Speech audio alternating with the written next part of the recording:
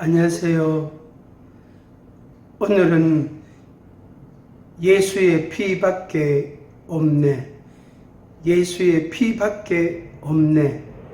그런 제목의 말씀을 드리고자 합니다. 혹시 여러분들이 교회 다니는 사람 같으면 이 말씀을 얼른 이해하시고 또 받아들이시지만은 교회 안 다녀보신 분들은 상당히 좀 의아해 하실 것이고 또 이상하게 들릴 수도 있습니다. 왜 교회는, 왜 성경에는 기독교라고 하는 그 하나님을 믿는 그런 믿음의 종교는 왜 십자가를 강조할까? 왜 피를 강조할까? 그것도 십자가에 못 박혀 죽으신 3일 만에 부활하신 그 예수님의 그 피, 그걸 왜 그렇게 강조할까? 그런 의구심을 갖고 있는 분들이 있을 겁니다. 또 사실은 거부 반응, 거부감을 느끼는 분들도 상당히 있는 줄 알고 있습니다. 심지어 교회를 좀 다니는 사람들도 예수님 피 이야기하면은 조금 부담스러워하고 조금 이렇게 식상해하는 그런 분들, 듣기 싫어하는 분들도 들어 있습니다. 교회 다니는 사람들은 오늘 이 예수님의 피에 대한 이야기를 들으시면서 보시면서 더욱 분명한 믿음을 갖기를 바랍니다.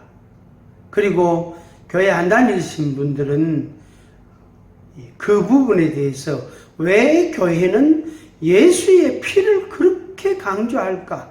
그게 얼마나 중요하고 그게 어떤 의미이길래 그렇게 강조하고 중요하게 여기는가? 그리고 입만 열었다 하면 십자가, 예수 피 그렇게 이야기할까? 그것을 조금 불편하더라도 이해가 안 되더라도 좀 끝까지 한번 들어보시기를 바랍니다.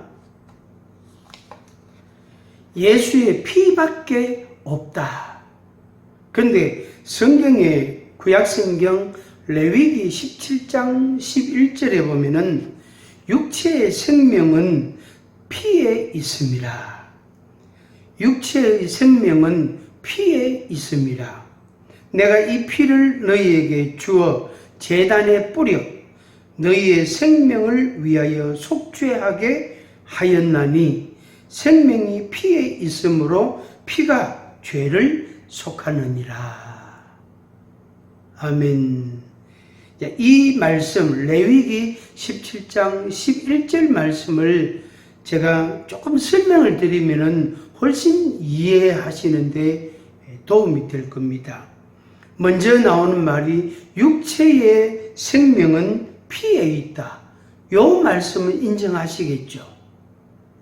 우리 사람의 몸이 아무리 근육이 발달하고 관절이 튼튼하고 머리가 IQ가 150이 되고 아주 뛰어난 인물이라 할지라도 피에 문제가 있으면 그 사람의 생명은 오래 가질 못합니다.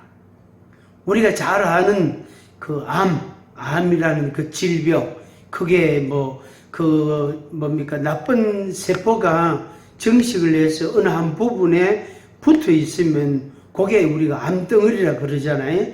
그게 위에 있으면 위암이 되고 간에 붙어 있으면 간암이 되고 또 콩팥에 붙어 있으면 콩팥암이 될 것이고 코 안에 있으면 그게 코암이 될 것이고 그건 뭐 어떻게 피할 수가 없잖아요. 그래서 수술이 되면은 수술해서 생명을 좀 연장할 수 있지만 수술이 시기를 놓치거나 위치가 또 안 좋아서 수술을 못하면은 그만큼 생명이 짧아질 수밖에 없겠죠.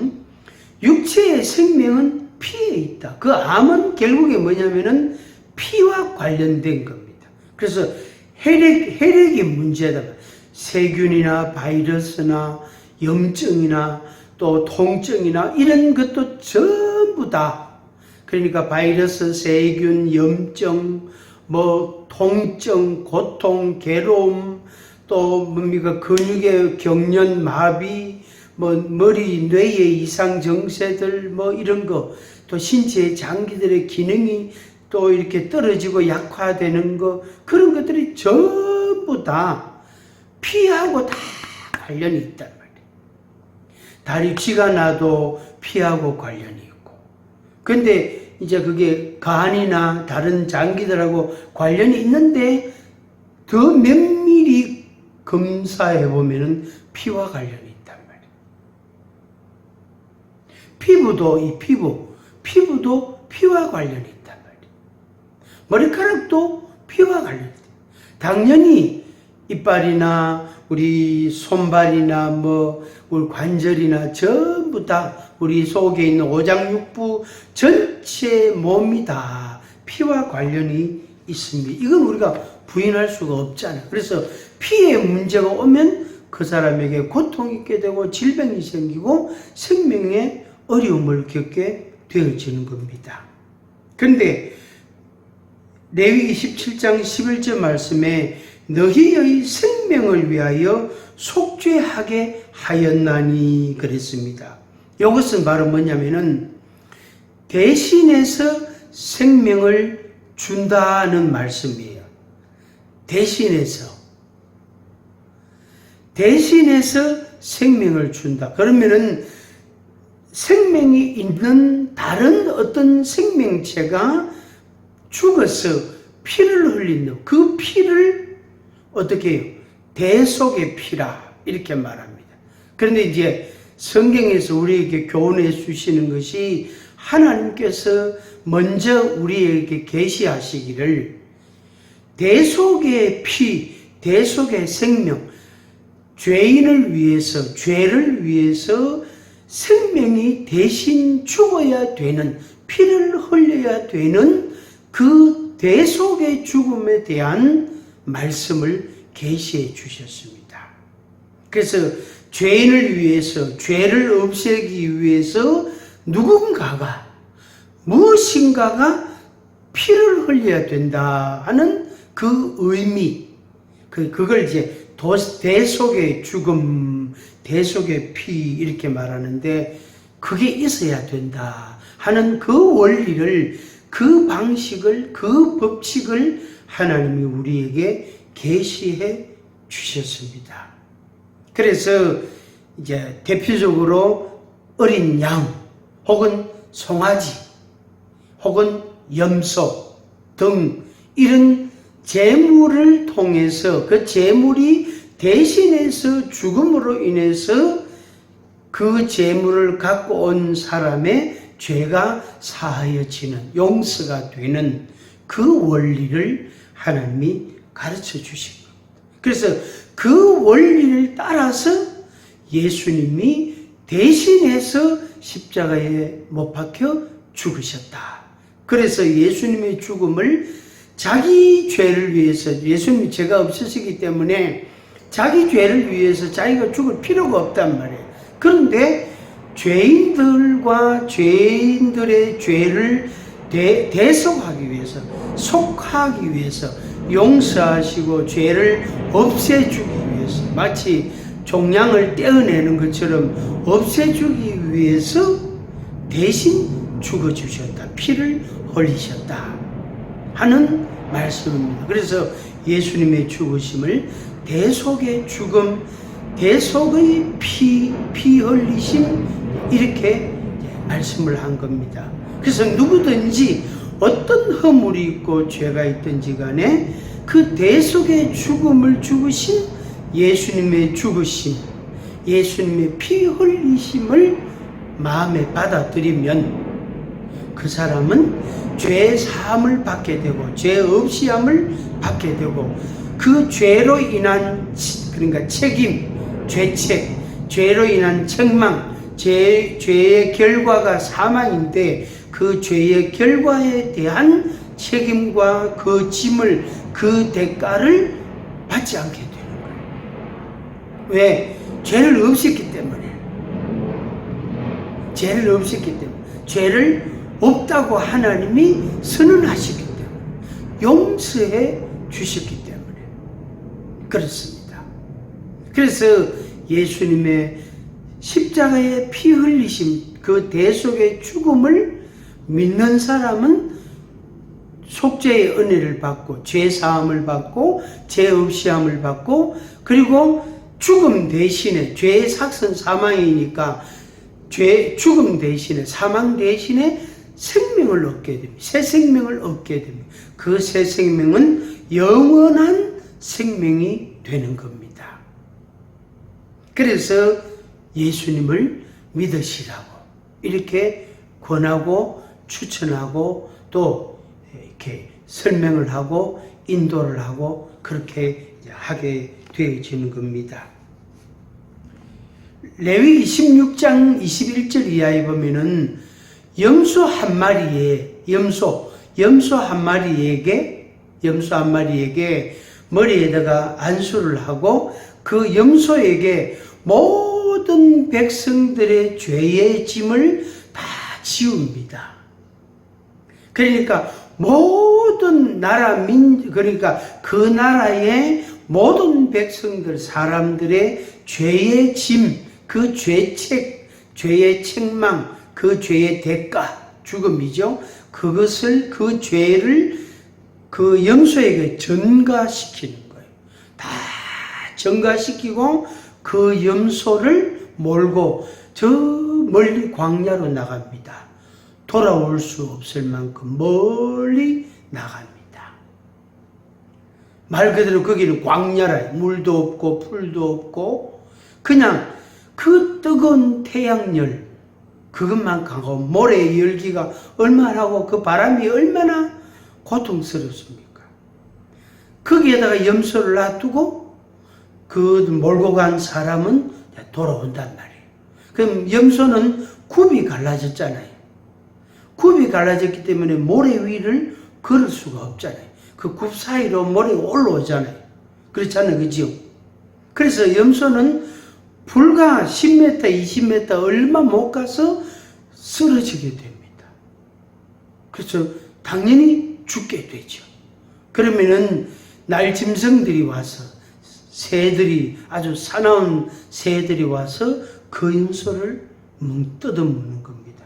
그리고 그 야생에 있는 아주 사나운 짐승들이 그것을 뜯어먹는 겁니다. 그러니까 그 염소에게 모든 백성들의 모든 사람들의 죄짐을 다 죄책을 다 지운다 하는 의미로 설명을 하신 거예요. 그처럼 예수님에게 우리들의 모든 죄, 나의 모든 죄, 너의 모든 죄의 그 짐, 죄의 형벌, 죄의 고통, 괴로움, 그 폐해, 그 모든 죄로 인한 것들을 다 지운 거예요.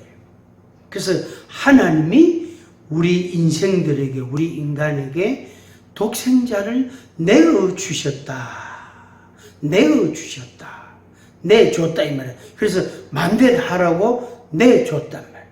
그래서 예수님이 십자가에 못 박혀 죽으시고 3일 만에 부활하시고 그것을 믿는 자는 죄 용서함을 받고 새 생명을 얻게 됩니다. 이것이 성경 전체의 핵심입니다. 가장 핵심적인 내용이 바로 그겁니다. 그래서 그 예수님의 대속의 죽음을 믿는 사람은 새 생명을 얻고 구원함을 받고 죄 사함을 받게 되고 죄 없이함을 받게 됩니다. 그래서 죄로 인한 두려움과 불안과 죄의 책망에 대한 그런 고통과 또 죄로 말미암은 죽음이라는 것이 오는데 그 죽음에 대한 공포심도 모든 그 죄로 인한 책임감도 다 벗게 됩니다. 그 죄로 인한 형벌도 다 이제 면하게 됩니다. 그것이 예수님의 십자가에 피 흘리신 대속의 죽음의 의미고 가치고 그리고 믿음의 내용이라고 말씀을 드립니다. 다시 정리를 합니다. 이제 이렇게 이제 선포를 합니다. 선포를 안심하라 내 죄 사함을 받았느니라. 아멘. 결코 정죄함이 없느니라. 아멘. 너를 해방하였습니다. 아멘. 죄의 종에서 순종의 종으로 의에 이르느니라. 아멘. 죽음을 통하여 죽음의 세력을 잡은 자 곧 마귀를 멸하신다. 그렇게 말씀했습니다. 요 마지막 대목, 이 죄는 죄의 삭선 사망이거든요. 그래서 모두 큰 죄든 작은 죄 그 구분이 없습니다. 죄는 죽음을 결과합니다. 가져옵니다. 그것 때문에 우리가 두렵고 공포하고 공포스럽고 불안한 거예요. 그 죄의 그 대가, 결과 때문에 그런 겁니다. 그런데 그 죽음을 너는 죽어. 너는 죽어. 너는 죽는다. 네가 이런 죄를 지었기 때문에 너는 이렇게 하기 때문에 너는 망해. 너는 죽어. 너는 죽는다. 그 죄로 인해서 네가 죽는다. 네가 벌 받는다. 계속해서 악한 영이, 이 어둠의 영이, 죽음의 사자가 사람의 귀에다가, 생각 속에다가 그 생각을 자꾸 집어넣는 거예요. 자꾸 생각나게 하는 거예요. 그래서 마음에 공포와 두려움과 불안이 떠나질 않게 되는 겁니다. 그래서 죽음의 세력을 잡은 자 마귀, 이렇게 성경에서 표현한 겁니다. 그 마귀를 내쫓는 거죠. 누구 이름으로? 예수님 이름으로. 그래서 예수님이 대속의 죽음을 죽으셨기 때문에 그 예수님의 이름으로 그 죽음의 사자를 내쫓는 거죠. 나가라고 명령하는 거예요. 그럴 때에 그것이 떠나가고 그 사람에게 새 생명이 들어오게 되는 겁니다. 이 동시적입니다. 새 생명이 들어오면서 그게 나가고, 나가면서 들어오고, 마치 깜깜한 그 방에 우리 깜깜하잖아요. 그런데 불을 탁 켜면, 불이 밝혀지면 어두움은 싹 물러가잖아요. 그래서 빛이 있고 밝음이 있고 어두움은 사라지고, 그래서 빛을 탁 켜면, 불을 밝히면 어두움이 떠나가는 그 원리입니다. 그 형식입니다. 그런 이제 모양이 되겠습니다.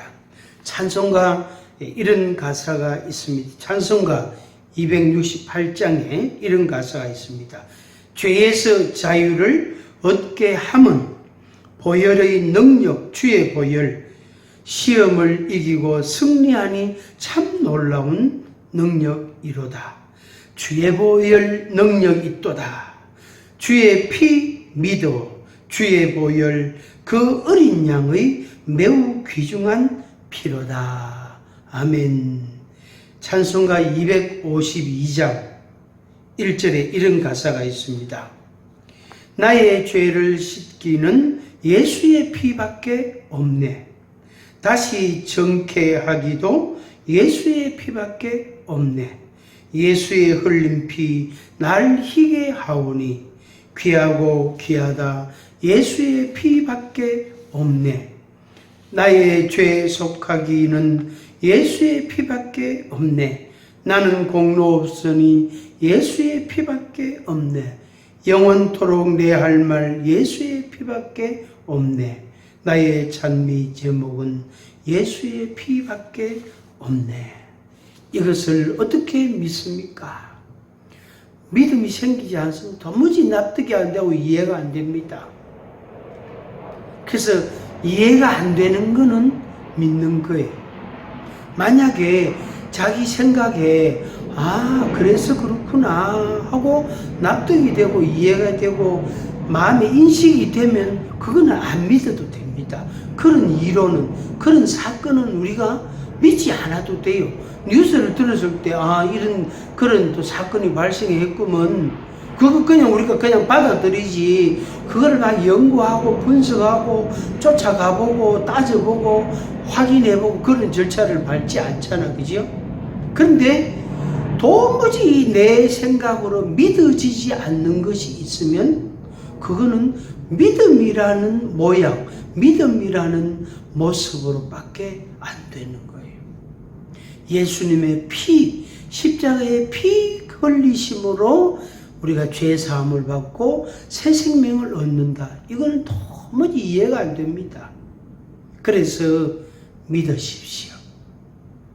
믿으십시오. 만약에 한번 도저히 궁금하거든 이 영상을 한 번 더 들어보시고 또 성경도 한번 읽어보시고 로마서 8장이나 마태복음 26장 26절 이하의 말씀을 읽어보시든지